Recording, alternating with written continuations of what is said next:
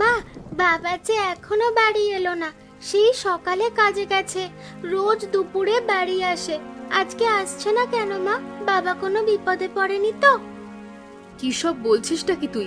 চুপচাপ বসে থাকতো, ঠিক সময় তোর বাবা চলে আসবে। এত বৃষ্টির মধ্যে বাড়ি আসবে কি করে? হয়তো কোথাও আটকা পড়েছে। ওরে বাবা গো, কি জোরে বিদ্যুৎ চমকাচ্ছে! মা, আমার খুব ভয় করছে। আমি ঘরের মধ্যে গেলাম। ওমা দেখো, বাবা আসছে, হাতে একটা মাছ। দেখো মা, কি এনেছি, বড় ইলিশ। আজকে বাজারে সস্তায় ইলিশ মাছ পেলাম, তাই নিয়ে চলে এলাম। তুমি আগে ঘরে উঠে এসো, বৃষ্টিতে আর ভিজো না। আর এত বড় ইলিশ যে এনেছো, আমরা 3জন মানুষ খেয়ে পারবো তো? আজকে ইলিশ বিরিয়ানি হবে। বিরিয়ানির চাল, তেল, মশলা সব কিনে এনেছি। নাও তাড়াতাড়ি রান্না শুরু করো। আজকে 3জনে মিলে মজা করে বিরিয়ানি খাবো। আজকে যা আয় করেছো সব মনে হয় খরচ করে এসেছো। আগামী দিনগুলো কিভাবে চলবে তোমার তো সেটা মাথাতেও থাকে না। আরে বাবা, খাওয়ার জন্যই তো জীবন। ভালো যদি খেতে নাই পারি তাহলে আয় করে লাভ কি হলো বলো তো? হয়েছে, এবার গামছা দিয়ে মাথাটা মুছে ফেলো। মাথায় জল জমে থাকলে ঠান্ডায় জ্বর হতে পারে। এই সময় সবার কেমন জ্বর আসছে। একবার হলে 7 দিনের আগে কেউ সুস্থ হতে পারছে না। মালা মা, রান্নাঘরে চল মা, তুই আমাকে সাহায্য করবি, তাহলে তাড়াতাড়ি রান্না শেষ করতে পারবো। ঠিক আছে মা, চলো।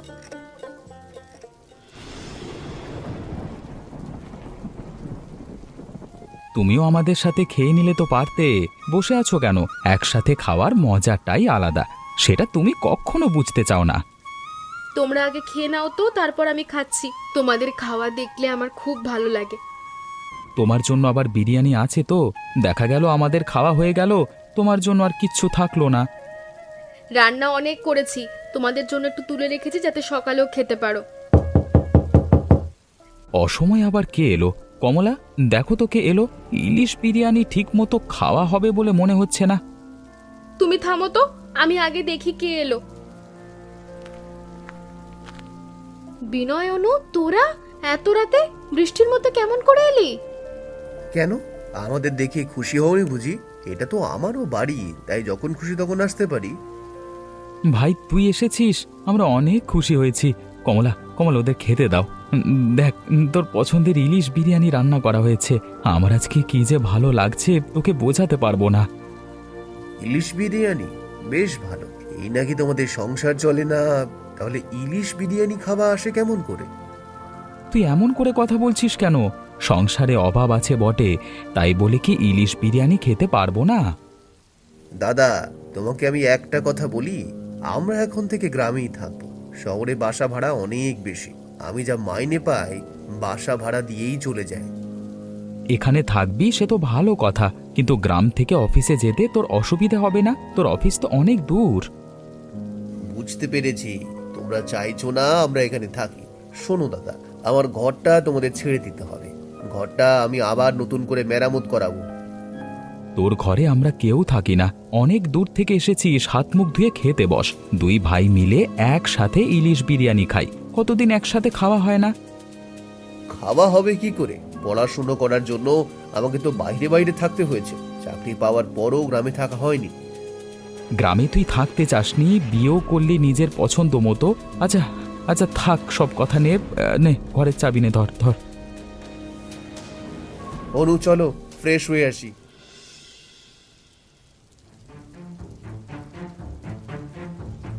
এই বাড়িতে কি কোনো মানুষ থাকে নাকি? আমি আগে জানলে কখনো এখানে আসতাম না। অফিসে চাকরি করো দেখে তো তোমাকে বাবু বাবু লাগে। তুমি তো দেখি ভিখিরি করের ছেলে গো। আমাকে কয়েকটা দিন সময় দাও, দেখবে সব ঠিক হয়ে যাবে। বিয়ের সময় কিন্তু আমি বলেছিলাম আমাদের অবস্থা তেমন ভালো না। আমাকে বিয়ে করতে হলে চাকরি দেখে বিয়ে করতে হবে। অবস্থা ভালো না জানতাম, কিন্তু এতটা খারাপ সেটা তো জানা ছিল না। বৃষ্টির সময় ঘরে জল চলে আসে, ঘরের মধ্যে কেমন একটা ইঁদুরের গন্ধ, বালিশ কাঁথা তেল চিটচিটে একেবারে।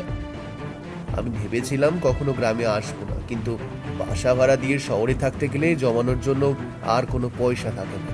এখান থেকে কষ্ট করে অফিসটা করলে বাসা ভাড়া বেঁচে যাবে। তাছাড়া গ্রামে বাজার না করলেও চলবে। গ্রামে টাটকা শাকসবজি সব আছে। তোর আমার কিচ্ছু ভালো লাগে না। তুমি আমাকে বাড়িতে দিয়ে এসো তো। দরকার হলে তুমি আমাদের বাড়িতে থেকে অফিস করবা, আমি বাবাকে খুলে বলবো। তেমনই তো কথা ছিল। তুমি তোমার বাবার একমাত্র মেয়ে, সেই হিসেবে তোমাদের বাড়িটা তো আমারও, তাই না?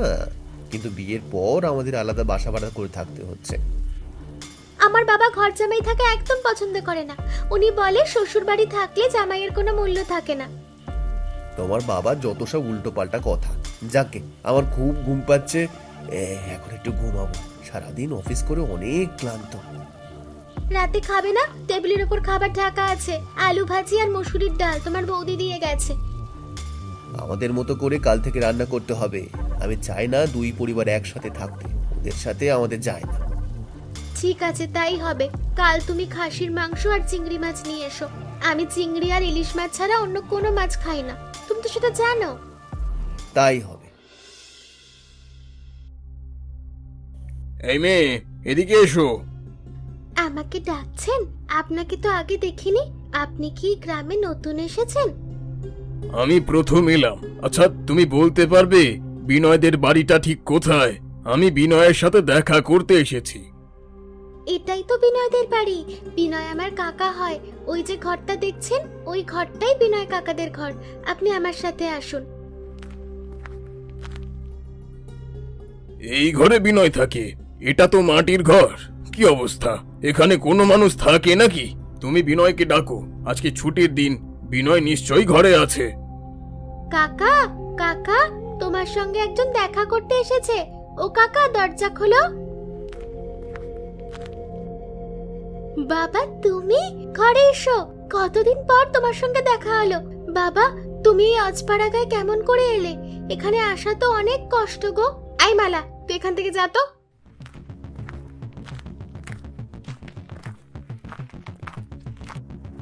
কি অবস্থা, এখানে কোন মানুষ থাকে?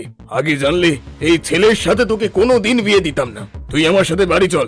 বিনয়কে দেখছি না যে। বাজারে গিয়েছে, একটু পরেই এসে পড়বে। বাবা, তুমি কি খাবে বলো তো? আজকে আমি তোমার জন্য নিজের হাতে রান্না করব। এখানে এসে আমার মনটা খারাপ হয়ে গেছে। আমার খেতেও ইচ্ছে করছে না। মারে, আমি তোকে এখানে রেখে যেতে পারবো না। আমিও এখানে থাকতে চাই না বাবা। এখানে আমার দমটা বন্ধ হয়ে আসছে। বিনয় আসুক, ওর সঙ্গে তুমি আলোচনা করবা, আমি চলে যাব। বিনয়কে বল শহরে জমি কিনতে, আমি বাড়ি করে দেব। খালি জমিটা কিনতে হবে। সব হবে বাবা, আগে আমি তোমার জন্য রান্নার ব্যবস্থা করি। তুমি, মনে হচ্ছে কিছু একটা হয়েছে। তোমাকে কেমন অদ্ভুত দেখাচ্ছে। তোমার হাতে ওটা কি? আজকে জমিতে কাজ করতে গিয়ে দেখো আমি কি পেয়েছি। কোদাল দিয়ে মাটি খুঁড়তে গিয়ে কি যেন বাঁধে, হ্যাঁ, তারপর মাটি খুঁড়ে দেখি একটা হাঁড়ি। হাঁড়ির মুখটা মাটি দিয়ে আটকানো ছিল। মুখটা খুলে দেখি এর মধ্যে টাকা। কি বলছো তুমি? দেখি দেখি, এ তো অনেক টাকা। উপরওয়ালা এবার আমাদের দিকে চেয়েছে। আমাদের আর কোনো অভাব থাকবে না। আমরা একটা পাকা বাড়ি করব, তারপর সংসারে যা যা লাগে সব এই টাকা দিয়ে করব। 1 মাসের মধ্যে আমাদের পাক্কা বাড়ি হবে। আমার কি মনে হয় জানো, বাড়ি করার দরকার নেই। বাড়ি করলে লোকে আমাদের সন্দেহ করবে। সবাই মনে করবে আমরা মনে হয় চুরি ডাকাতি করি। যে যা খুশি মনে করতে পারে, তাতে আমার কিছু যায় আসে না। আমি হাঁড়িটা নিজের জমির মাটির ভেতর খুঁজে পেয়েছি। এত টাকা কোথায় রাখবে? এই ভাঙা ঘরে এত টাকা রাখা একদম নিরাপদ না। তুমি একটা কাজ করো, খাটের নিচের মাটিতে হাঁড়িটা পুঁতে রাখো। সে হবে ক্ষণ। তোমার কাছে আমি হাঁড়িটা রেখে যাচ্ছি, আর এখান থেকে কিছু টাকা নিয়ে ইলিশ মাছ কিনবো। আজকে রাতে আবার ইলিশ বিরিয়ানি খাবো। ছোট বউ আর বিনয়কেও নিমন্ত্রণ করে এসো। ওদের নিমন্ত্রণ করার দরকার নেই, ওরা বড়লোক মানুষ। আমাদের সাথে ওদের যায় না। তুমি যে কাজে যাচ্ছ যাও, হাঁড়িটা আমার কাছে থাক। ও আরেকটা কথা, বিনয় তোমাকে দেখা করতে বলেছে। আজকে আর দেখা করতে পারবো না। আজকে আমি বাজারে গিয়ে ইলিশ মাছ কিনবো, তারপর রাজমিস্ত্রির সাথে দেখা করব। 1 মাসের মধ্যে পাক্কা বাড়ি করব, এই আমি তোমাকে কথা দিলাম। কমলা, আমি এখন গেলাম, হ্যাঁ? ঠিক আছে, সাবধানে যেও। দাদা, দাঁড়াও, তোমার সাথে আমার কথা আছে। সত্যি করে বলো, তুমি এত টাকা কোথায় পেয়েছো? কই, আমি চাকরি করে তো তোমার মতো বাড়ি করতে পারিনি। কোথায় আর পাবো বলো? এই টাকা আমার সারা জীবনের সঞ্চয়। কৃষিকাজ করে অল্প অল্প করে পয়সা জমিয়ে এ বাড়িটা করেছি। শুধু কি বাড়ি করেছো? তোমাদের চলাফেরা দেখে তো মনে হয় তোমরা সোনার খনি পেয়েছো। পোশাক, খাওয়া দাওয়া, চলাফেরা সব পরিবর্তন হয়ে গেছে।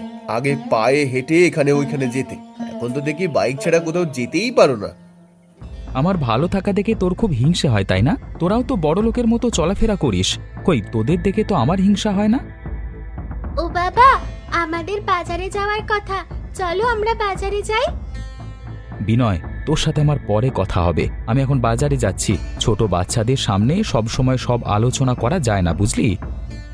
দাদা, তোমাকে আজ বলতেই হবে তুমি টাকা কোথায় পেয়েছো।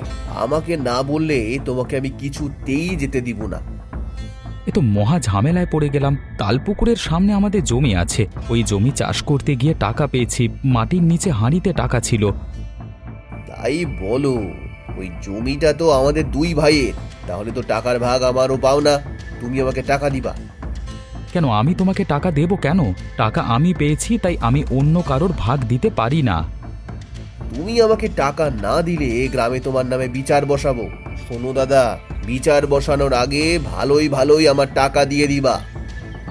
ভাই ভাই, তুই এখন ঝামেলা করিস না, পরে এ নিয়ে তোর সাথে কথা হবে। বাবা, বিনয় কাকা তোমার সাথে এমন করে কেন? আমাদের পাড়ার তুলি আছে না বাবা, ওর কাকা কত ভালো, ওকে খুব আদর করে। আমার কাকা তোমার সঙ্গে ঝামেলা করে আর আমাকে তো দেখতেই পারে না। শোন মা, আমি বলছি একদিন সব ঠিক হয়ে যাবে। এখন আমরা বাজারে যাব, তারপর অনেক কিছু কেনাকাটা করব। ঠিক আছে বাবা। অনুমা, বাইরে আয়, আজকে আমি তোকে নিয়ে যাব। এই অঁচপাড়া গায়ে তোকে রেখে যাব না। তুমি এসেছো বাবা, খুব ভালো হয়েছে। আমি আর এখানে থাকতে পারবো না। বিনয়ের সঙ্গে বিয়ে করে আমি খুব ভুল করেছি। প্রথম যেদিন এসেছিলাম সেদিনই আমি বুঝতে পেরেছিলাম তুই কত কষ্টে আছিস। বিনয়কে বলেছিলাম শহরে জমি কিনতে, কিন্তু জমি কিনতে পারলো না। জমি কিনলে আমি বাড়ি করে দিতাম। বাবা, এখন তো সন্ধে হয়ে গেছে, আজকে রাতটা থাকো, কাল সকালে চলে যাব। অনেকটা পথ তো যেতে হবে। না না, এখানে কোথায় থাকবো? আমার পক্ষে এখানে থাকা সম্ভব না। বাবা, আপনি আগে থেকে খবর দিয়ে আসলে খুবই ভালো হতো। আমি অফিস থেকে আসার সময় বাজার করে নিয়ে আসতাম। তুমি এসেছো, খুব ভালো হয়েছে। আমি বাবার সঙ্গে চলে যাচ্ছি। এই বাড়িতে থেকে আমি আর সংসার করতে চাই না। চলে যাবে মানে কি? মানে এখানে তুমি তো ভালোই আছো। হ্যাঁ, আমার ঘরটা তেমন ভালো না, কিন্তু কিন্তু আমাকে একটা বছর সময় দিলে নতুন বাড়ি করতে পারবো। একটা বছর? বাবা, তোমাকে এত সময় দিতে পারবো না। তুমি এতদিন ধরে চাকরি করছো বটে, কিন্তু কিছুই তো করতে পারোনি। বাবা, অনু আপনার একমাত্র মেয়ে, হিসাব মতে আপনার সম্পত্তি সব অনুর পাওয়ার কথা। আপনি তো অনুকে বিয়ের পর কিছুই দেননি। দেব না এই কথা তো বলিনি। আমি তো বললাম শহরে জমি কিনলে বাড়ি করে দেব। অনুমা, এত কথা বলে কাজ নেই, তুই চল আমার সাথে। বিনয় যতদিন না শহরে জমি কিনবে ততদিন তুই বিনয়ের সাথে কোনো যোগাযোগ করবি না। কাজটা আপনি ভালো করছেন না বাবা, আমার সাথে আপনারা খুব অন্যায় করলেন। যত সব। অনুমা, চল আমার সাথে। এসেছো? তোমাকে পান্তা ভাত আর কাঁচা লঙ্কা নিয়ে আসতে বলেছিলাম, অনেকদিন খাওয়া হয় না। এখন থেকে আমি নিয়মিত আবার পান্তা ভাত আর কাঁচা লঙ্কা খাবো। তোমার আবার হঠাৎ করে আগের জীবনে ফিরে যাওয়ার শখ হলো যে? আবার কি আগের মতো গরিব হয়ে যেতে চাও? মাঠেও অনেকদিন কাজ করোনি। এখন থেকে আমি আমার আগের জীবনে চলে যাব। আজকে তোমাকে একটা সত্যি কথা বলি, মাটির হাঁড়িতে যে টাকা নিয়ে গিয়েছিলাম সেই টাকা আমার জমানো টাকা। আমি সারা জীবন মাঠে কাজ করে টাকাগুলো জমিয়েছিলাম। সেই টাকা দিয়ে বাড়ি করেছি আর একটা বাইক করেছি। আমি বিনয়কেও মিথ্যে বলেছি। টাকার ভাগ নেওয়ার জন্য বিনয় আমার নামে বিচার বসাতে চেয়েছিল, কিন্তু ওর বউ চলে যাওয়াতে আর বিচার বসায়নি। তুমি এতদিন তাহলে আমাদের সঙ্গে মিথ্যে কথা বলেছো? আমার সাথে তোমার মিথ্যে কথা বলাটা কিন্তু একদম ঠিক হয়নি। আমি যদি বললাম আমার জমানো টাকা, তাহলে তুমি বিশ্বাস করতে না। আমি মাঝে মাঝে নিজের ইচ্ছে মতো খবর করতাম বলে তুমি আমাকে বেহিসেবি বলতে। যেদিন থেকে পরিশ্রম করতাম সেদিন আমি একটু খরচ করতাম। ভাবতাম কষ্ট করা হয়, কিন্তু একটু ভালো করে থাকবার জন্য, তাই সব না জমিয়ে কিছু খরচ করতাম, নইলে আমি আরও টাকা জমাতে পারতাম। সত্যি তুমি অনেক বুঝে চলো। তোমার মতো করে কজন চলতে পারে বলো তো? ওইদিকে বিনয়ের দিকে তাকিয়ে দেখো, চাকরি করেও কিচ্ছু করতে পারলো না। জমি জমা থেকে যা আয় হয় তার ভাগ তো ওকেই দেওয়া হয়। ভাইটা আমার ঠিক মতো মানুষ হলো না, তবে একদিন ঠিক বুঝতে পারবে, সেদিন আমি ওকে বুকে টেনে নেব। বেশ বেলা হয়ে গেছে, তুমি ভাত খেয়ে নাও। পান্তা ভাত বেশি সময় ধরে থাকলে কিন্তু নষ্ট হয়ে যাবে। এখনই খাবো।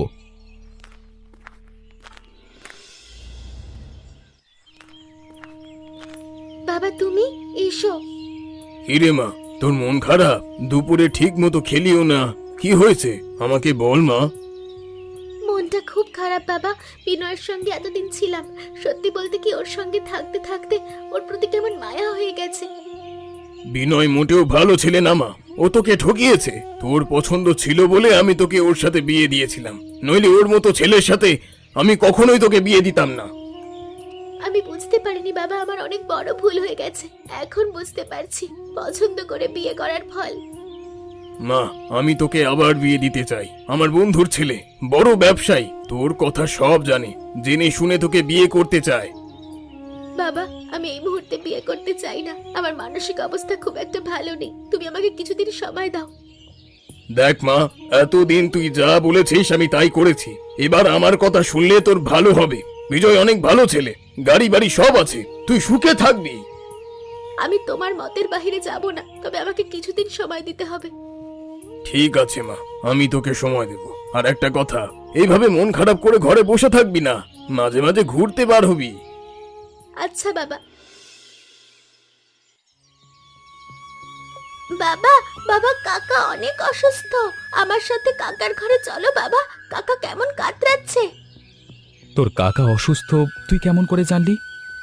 কাকার ঘরের সামনে দিয়ে যাচ্ছিলাম, তারপর দরজা খোলা দেখে আমি কাকার ঘরে গিয়েছিলাম। ঘরে গিয়ে দেখি কাকা কেমন করছে। চল তো গিয়ে দেখে আসি।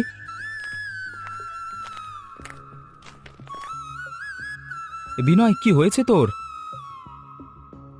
এ কি, জ্বরে তো গা পুড়ে যাচ্ছে।